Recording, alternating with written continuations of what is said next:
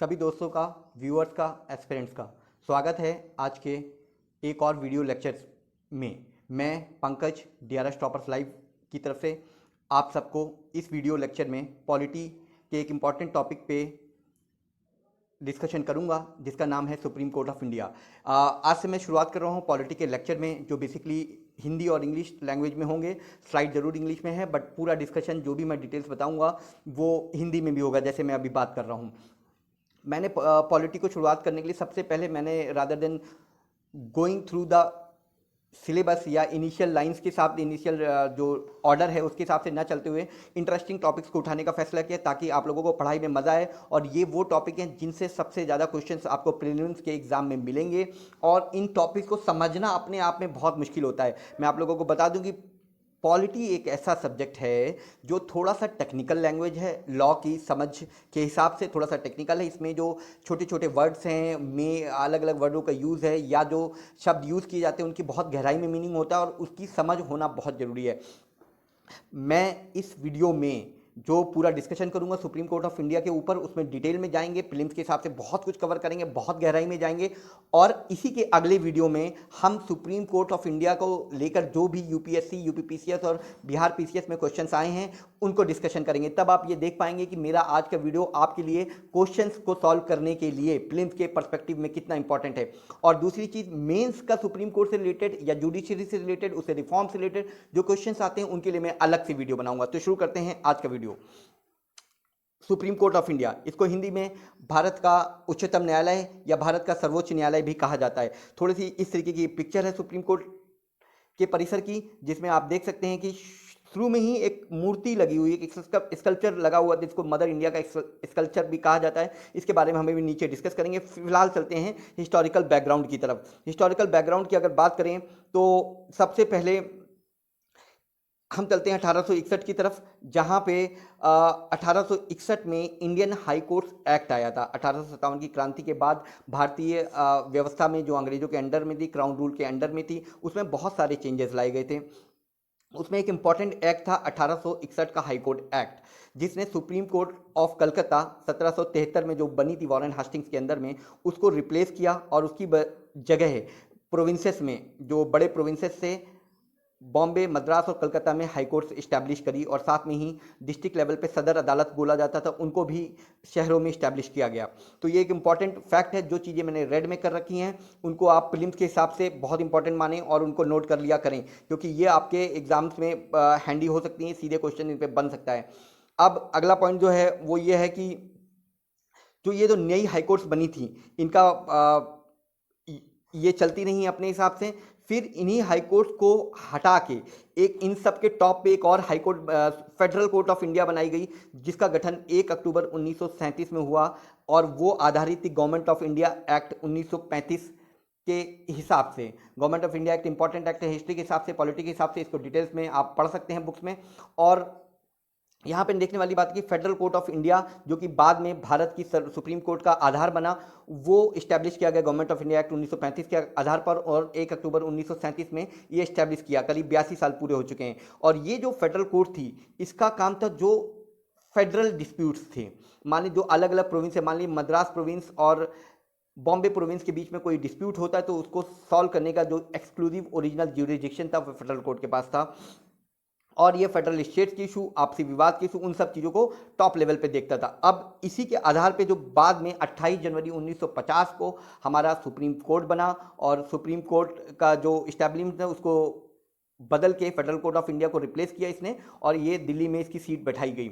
और पहले जो चीफ जस्टिस ऑफ इंडिया थे उनका नाम था H.J. कानिया। ये गुजरात से थे, सूरत से थे, और इन्होंने करीबन 1.5 साल 26 जनवरी 1950 से लेकर 6 नवंबर 1951 तक भारत के प्रथम चीफ जस्टिस ऑफ इंडिया रहे। तो नोट करने वाली बात है कि H.J. कानिया जी का नाम आ जाता है कई बार एग्जाम्स में, कई बार वनडे एग्जाम्स में, या यूपीएससी के एग्जाम या यूपी पीसीएस में भी पूछा जा चुका है, तो इसलिए यहाँ नोट कर लें। और इसी तरीके जो current chief justice of India है, CJI का मतलब चीफ जस्टिस ऑफ इंडिया, मैंने हर वर्ड को CJI से लिखा है ताकि जगह बचे और टाइम भी बचे। तो यहाँ पे करंट CJI जो हैं 47वां उनका क्रम है, और उनका नाम है शरद अरविंद बोबडे। इसी के बाद बात करते हैं तो हम कॉन्स्टिट्यूशन में जो जब हमारा 1950 में कॉन्स्टिट्यूशन बना, 1946 से बनना चालू हुआ और 1950 में बना, तो उस समय जो प्रोविज़न था, उस समय टोटल 8 जजेस का प्रोविज़न था, जिसमें एक चीफ जस्टिस और 7 अदर जजेस रहेंगे। मगर अभी जो स्थिति है उसके हिसाब से हमारे सुप्रीम कोर्ट में 34 जजेस की जगह है और उसमें एक चीफ जस्टिस और साथ में 33 जज। अगर मोटो की बात करें तो संस्कृत में सुप्रीम कोर्ट का जो मोटो है वो है यतो धर्म स्थतो जयः, और इसका मतलब होता है कि जहाँ पे धर्म रहेगा उसी की विजय होगी। तो where is justice righteousness there is victory, ये इसका हिंदी और मीनिंग है संस्कृत फ्रेज का। अब ये इस पिक्चर की बात मैं कर लेता हूँ। ये पिक्चर मुझे काफ़ी इंटरेस्टिंग लगी जो मैंने डाल दिया। ये पिक्चर चिंतामोर कर ने बनाई थी, जिनको बाद में पद्म भूषण भी दिया गया। भारत के रिनोन्ड स्कल्प्टर आर्टिस्ट थे और इन्होंने रिनोन्ड स्कल्प्टर अवनींद्र नाथ टैगोर के साथ भी काम किया है और इन्होंने ये मूर्ति बनाई है।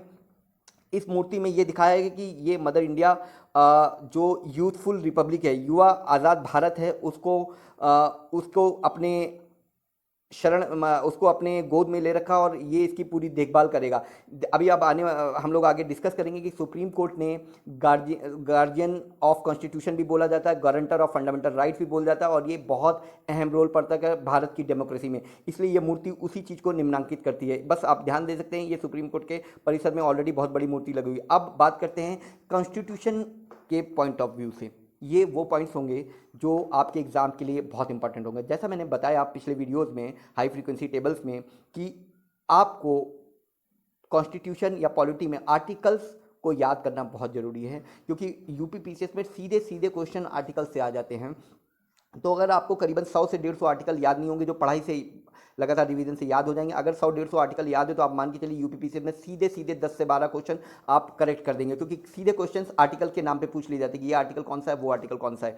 तो अब ये बात करते थे कॉन्स्टिट्यूशन में सुप्रीम कोर्ट के प्रोविजंस कहाँ पे मेंशन है। तो आप देख लीजिए कि वो पार्ट 5 में द यूनियन करके जो हेडिंग है उसके अंदर आर्टिकल 52 से 151 मेंशन है। उसी के एक चैप्टर 4 के अंदर पार्ट 5 का चैप्टर 4 उसके अंदर यूनियन जुडिशरी करके एक हेडिंग दी हुई है। उसके आर्टिकल 124 से 147 ये सुप्रीम कोर्ट के बारे में सारे प्रोविजंस सारे डिटेल्स मेंशन करता है। तो आपको अगर कोई पूछे आर्टिकल सुप्रीम कोर्ट का इस्टेब्लिशमेंट किस आर्टिकल में, तो आर्टिकल 24 में है। कौन से पार्ट में है, तो पार्ट 5 में है। और पार्ट 5 ओवरऑल पूरे जो सेंट्रल गवर्नमेंट का स्ट्रक्चर है, यूनियन का स्ट्रक्चर है, उसके बारे में डिस्कशन करता है। अब कुछ इंपॉर्टेंट फीचर जान लेते हैं सुप्रीम कोर्ट के बारे में। तो जो हमारा जो सुप्रीम कोर्ट सिस्टम है वो इंटीग्रेटेड है। हमारा जो जुडिशियल सिस्टम है वो इंटीग्रेटेड है, जबकि अमेरिका में वो इंटीग्रेटेड नहीं है। ये कैसे होता है मैं इसको एक्सप्लेन करता हूँ। इंटीग्रेटेड का मतलब हमारी जो लोअर कोर्ट्स हैं, सबऑर्डिनेट कोर्ट्स हैं, डिस्ट्रिक्ट कोर्ट है, उसके ऊपर हाई कोर्ट है, हाई कोर्ट के ऊपर सुप्रीम, ये आपस में सब कनेक्टेड हैं, सब अलग नहीं है।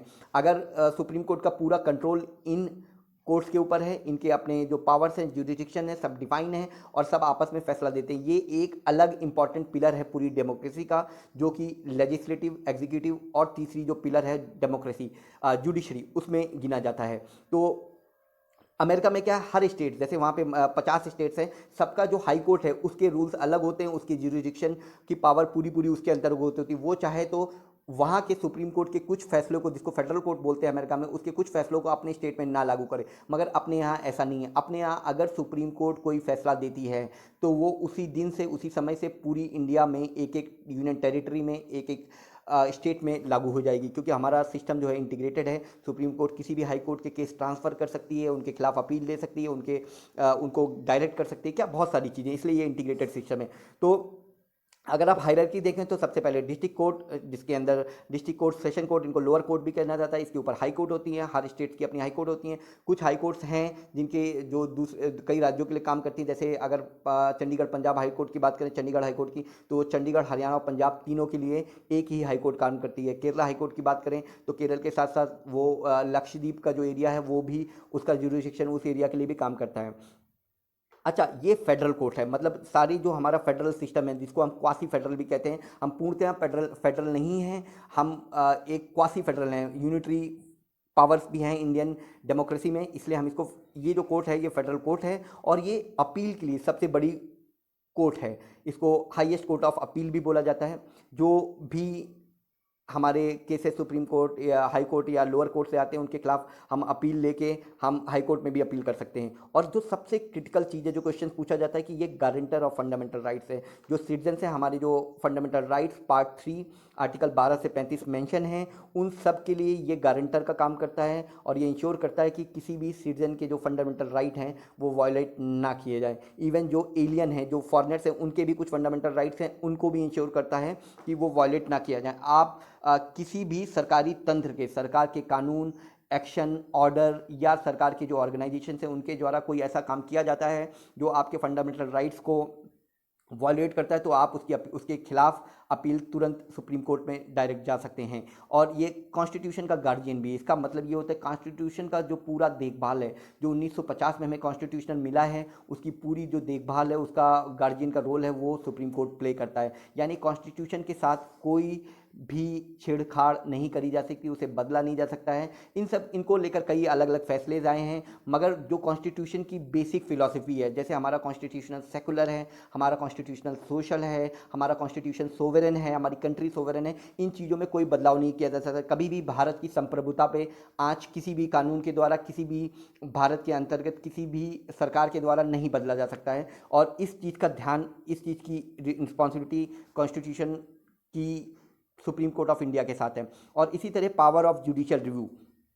जुडिशियल रिव्यू एक इंपॉर्टेंट वर्ड है, इसको समझना बहुत इंपॉर्टेंट है। इसको आप ऐसे समझ सकते हैं कि जो जुडिशियल रिव्यू है उसका ये मतलब होता है कि अगर हमारा स्टेट गवर्नमेंट ने या सेंट्रल गवर्नमेंट ने कोई भी कानून बनाया है, क्योंकि वो विधायिका है, उनके पास कानून बनाने की शक्ति है, वो लोग नियम के हिसाब से जो भी प्रोविजन कॉन्स्टिट्यूशन उसके हिसाब से कानून बनाते हैं, वो किसी भी चीज़ पर हो सकता है। मगर अगर वो किसी कारणवश वो कानून भारत के बेसिक स्ट्रक्चर, कॉन्स्टिट्यूशन की बेसिक फिलॉसफी को वायलेट करता है या फंडामेंटल राइट्स को वायलेट करता है, तो उस चीज़ों को जुडिशियल रिव्यू करने का अधिकार सुप्रीम कोर्ट के पास है। और अगर सुप्रीम कोर्ट ये पाता है कि वो कहीं ना कहीं कॉन्स्टिट्यूशन की बेसिक फिलॉसफी को वायलेट करते हैं या फंडामेंटल राइट्स को वायलेट करते हैं, सुप्रीम कोर्ट उन्हें उस कानून को इलीगल घोषित कर सकता है और कॉन्स्टिट्यूशनल घोषित कर सकता है। तो इसको डिटेल में अभी हम नीचे भी इस वीडियो के लास्ट में भी डिस्कस करेंगे। अभी शुरुआत इसी तरीके से करते हैं। तो ये power of judicial review important एक चीज़ है जो हमें समझना होगा। इसी तरीके जो सुप्रीम कोर्ट की पावर्स हैं उसमें कई सारे इनके जुरिडिक्शन जो हैं वो ओरिजिनल जुरिडिक्शन, अपील से रिलेटेड जुरिडिक्शन, अपील से रिलेटेड पावर और एडवाइजरी जो जुरिडिक्शन है, उन सब के बारे में भी हम डिस्कस करेंगे। ये अलग अलग आर्टिकल्स में 124 से 147 के बीच में दिए हुए हैं और इनको डिटेल्स में हम नीचे डिस्कस करेंगे। और एक और जो चीज़ आती है कि ये वो कॉन्स्टिट्यूशनल कोर्ट है जो कॉन्स्टिट्यूशन के द्वारा बनाया गया है। ये जो अपील होती हैं, जो हाई कोर्ट्स के में जो फैसले उनके उनके खिलाफ जो अपील करनी है, उसको लेकर आप सीधे सुप्रीम कोर्ट में जा सकते हैं। जो एपेलेट प्रोविजंस हैं, अपील से रिलेटेड प्रोविजंस हैं, वो आर्टिकल 132, 133, 134, 134A में दिए हुए हैं। तो आप इन चीज़ों को भी लेटर डिस्कस करेंगे, मगर इन आर्टिकल्स को आप ध्यान में रख सकते हैं। 132, 133, 134, 134A ये एपेलेट प्रोविजंस अपील से रिलेटेड हैं। और जैसा मैंने बताया कि फंडामेंटल राइट्स जो पार्ट 3 आर्टिकल 12 से 35 में दिए हैं, उसके लिए गारंटर का काम करता है, गार्जियन का काम करता है। ये फेडरल कोर्ट है, तो वेरियस गवर्नमेंट की जो अथॉरिटीज़ होती हैं और central government versus state government के जो डिस्प्यूट होते हैं, दो स्टेट गवर्नमेंट्स के आपस में जो डिस्प्यूट होते हैं, वो ओरिजिनल ज्यूरिसडिक्शन आर्टिकल 131 के अंदर प्रोविजन मेंशन्ड हैं, उनके बेस पे ये फैसले देते हैं। ये बेसिक आइडिया दे रहा हूँ, अभी डिटेल में हम लोग सारी चीज़ें डिस्कस करेंगे। ये एक एडवाइजरी कोर्ट की तरह काम करता है। जैसे मैंने बताया आर्टिकल 143 में प्रेसिडेंट को अगर कोई एडवाइस चाहिए तो सीधे रेफरेंस मांग सकते हैं सुप्रीम कोर्ट से, सुप्रीम कोर्ट उस रेफरेंस को देती है। इसके बारे में हम नीचे डिटेल में डिस्कस करेंगे। इसी तरह आर्टिकल 141 है, ये कहता है कि सुप्रीम कोर्ट के जो लॉ हैं वो ऑटोमेटिकली इंडिया की सभी कोर्ट्स के ऊपर, इंडिया की पूरे तंत्र के ऊपर इफेक्टिव हो जाता है, यूनियन और स्टेट गवर्नमेंट के ऊपर। यानी सुप्रीम कोर्ट को कोई भी ऑर्डर या कोई भी फैसला आता है वो तुरंत पूरे देश में लागू हो जाता है, उसको मान्य होता है, उसके खिलाफ आप नहीं जा सकते, उसको कंटेम्प्ट ऑफ कोर्ट माना जाएगा। आर्टिकल 142 की बात करें तो ये ऐसा डिक्री होती है या सुप्रीम कोर्ट का ऑर्डर होता है जब सुप्रीम कोर्ट कोई एग्जीक्यूटिव टाइप का फैसला खुद लेता है और वो आदेश दे देता है कि इस चीज़ को तुरंत इंप्लीमेंट किया जाए। इस तरीके के पुराने इंस्टेंसेस कई बार हमने हाई कोर्ट और सुप्रीम कोर्ट के द्वारा देखे हैं, पुराने इंस्टेंसेस जहाँ सुप्रीम कोर्ट ने खुद इंटरफियर किया एग्जीक्यूटिव काम में और ऑर्डर दिया कि इस काम को तुरंत इंप्लीमेंट किया जाए। तो उसको वो आर्टिकल, वो जो पावर है आर्टिकल 142 के तहत आती है। अब बात करते हैं इंपॉर्टेंट पॉइंट की, जिसको कहते हैं जो चीफ जस्टिस ऑफ इंडिया होते हैं उनका अपॉइंटमेंट कैसे होता है। तो मैं आपको थोड़ी सी ब्रीफ हिस्ट्री में ले जाता हूँ। ब्रीफ हिस्ट्री ये कहती है कि 1950 से लेकर, देखिए मैंने यहाँ पे गलत लिख दिया, 1915 नहीं, 1950 है, 1950 से लेकर 1973 तक जो सीनियर मोस्ट जज होते थे एज के हिसाब से, उसको उनको ही चीफ जस्टिस ऑफ इंडिया बनाया जाता था। मगर 1973 में ये रूल वायलेट किया गया और ए एन रे साहब, जो जस्टिस ए एन रे थे, उनको 3 सुपर सीनियर जजेस को सुपरसीड करके उनको चीफ जस्टिस नियुक्त किया गया उस समय की सरकार के द्वारा। और सेम चीज़ 1977 में हुई जब एम यू बेग को करंट सरकार ने 3 सीनियर जजेस को सुपरसीड करते हुए चीफ जस्टिस ऑफ इंडिया बनाया। मगर ये एक तरीके का इंटरफ्रेंस था सुप्रीम कोर्ट के पावर्स में और उनकी ज्यूरिस्प्रूडेंस में, और ये कहीं ना कहीं हमारी जो डेमोक्रेटिक सेपरेशन ऑफ पावर्स है, जो कॉन्स्टिट्यूशनल फिलॉसफी है, उसको तोड़ रहा था। इसलिए फिर अलग अलग टाइम पे सुप्रीम कोर्ट के कुछ फैसले आए, जिसको फर्स्ट जज केस 1968, सेकंड जजेस केस, फिर 1993 में सेकंड जजेस केस आया। उसके बेस पे अब जो रूलिंग है वो जो तरीका है वो कॉलेजियम सिस्टम पे आधारित होता है, जहाँ पे चीफ जस्टिस 4 कॉलेजियम के 4 जजेस के साथ मिलकर रिकमेंडेशन देते हैं और उसको फाइनली सरकार अप्रूव करती है, प्रेसिडेंट अप्रूव करते हैं और उन जज का सीनियर चीफ जस्टिस के तौर पर उन्हें अपॉइंट किया जाता है। और जो चीफ जस्टिस है वो हमेशा सबसे सीनियर मोस्ट जज ही होते हैं, ऐसा सेकंड जज केस 1993 में बता दिया गया था। क्वालिफिकेशन की बात करें तो जो क्वालिफिकेशन है जज बनने के लिए सुप्रीम कोर्ट के लिए, पहली कि वो सिटीजन ऑफ इंडिया होनी चाहिए, और दूसरी कि वो किसी हाई कोर्ट या 2-3 हाई कोर्ट में लगातार कंटिन्यूएशन में 5 ईयर्स तक जज रहे हों, या फिर वो किसी हाई कोर्ट में या कुछ 2-3 हाई कोर्ट में कंटिन्यूअस 10 साल तक एडवोकेट रहे हों, या फिर वो बहुत ही रिनोन्ड डिस्टिंग्विश ज्यूरिस्ट बहुत बड़े जज हों। तो उनको हम सीधे प्रेसिडेंट के द्वारा, जिनको प्रेसिडेंट साहब मानते हों, उनके द्वारा सीधे इनको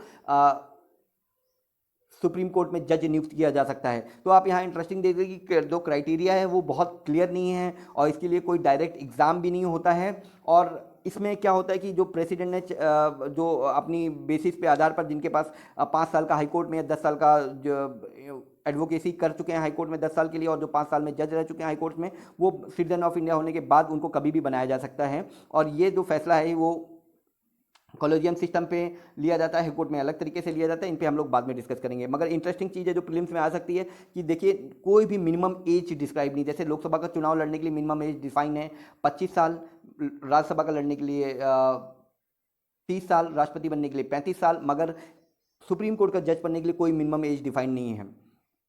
टेन्योर की बात करें कितने टाइम तक जज रह सकते हैं, तो इनका भी टेन्योर भी फिक्स नहीं है।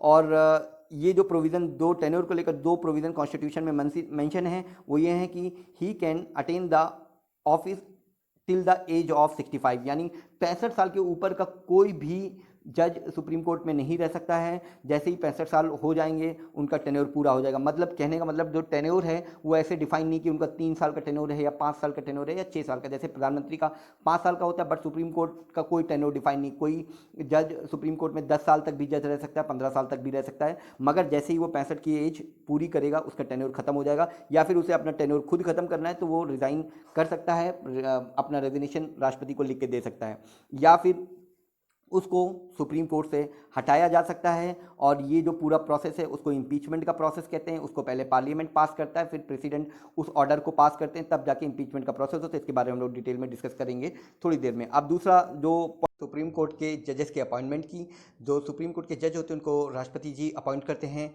और चीफ जस्टिस ऑफ इंडिया का अपॉइंटमेंट के दौरान जो राष्ट्रपति होते हैं वो अपने हिसाब से जो नेसेसरी समझते हैं उन सुप्रीम कोर्ट के जजेस का या हाई कोर्ट के जजेस का के साथ कंसल्ट कर सकते हैं। और जब नॉर्मल जजेस की अपॉइंटमेंट होती है तब राष्ट्रपति चीफ जस्टिस ऑफ इंडिया के साथ या सुप्रीम कोर्ट के जो दूसरे जज होते हैं जिनके साथ वो नेसेसरी समझते हैं उनके साथ कंसल्ट करके उनका अपॉइंटमेंट कर सकते हैं। यहाँ पे ध्यान देने वाली चीज़ है कि जब नॉर्मल जज की अपॉइंटमेंट होती है, जो चीफ जस्टिस के साथ कंसल्टेशन है राष्ट्रपति की, वो ऑब्लिगेटरी हो जाती है।